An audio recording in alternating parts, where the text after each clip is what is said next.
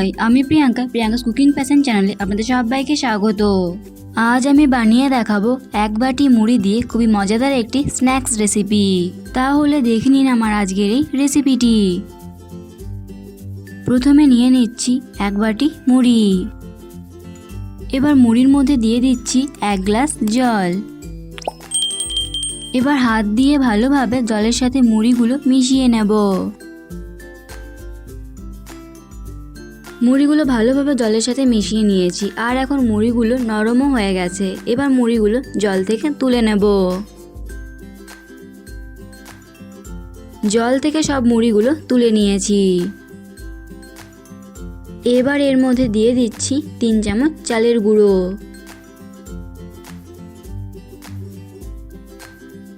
দিচ্ছি সামান্য গোটা জিরে,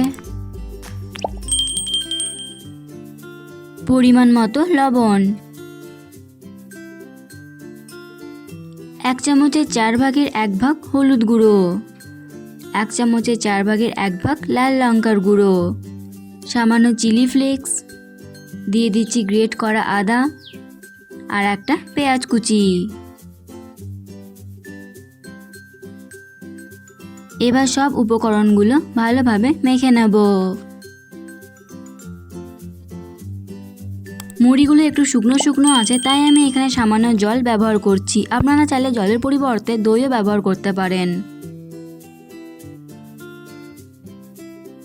এবার এখান থেকে অল্প মিশ্রণ নেব আর এভাবে বলের শেপ দিয়ে দেবো। আপনারা চাইলে নিজেদের ইচ্ছে মতো শেপ দিতে পারেন।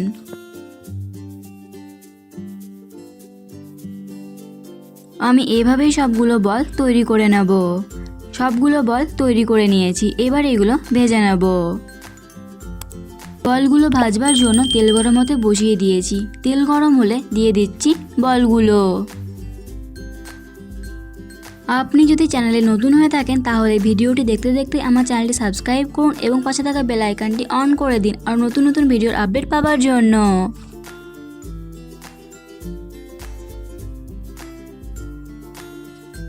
উল্টে পাল্টে 2 পিঠই ভালোভাবে ভেজে নিতে হবে।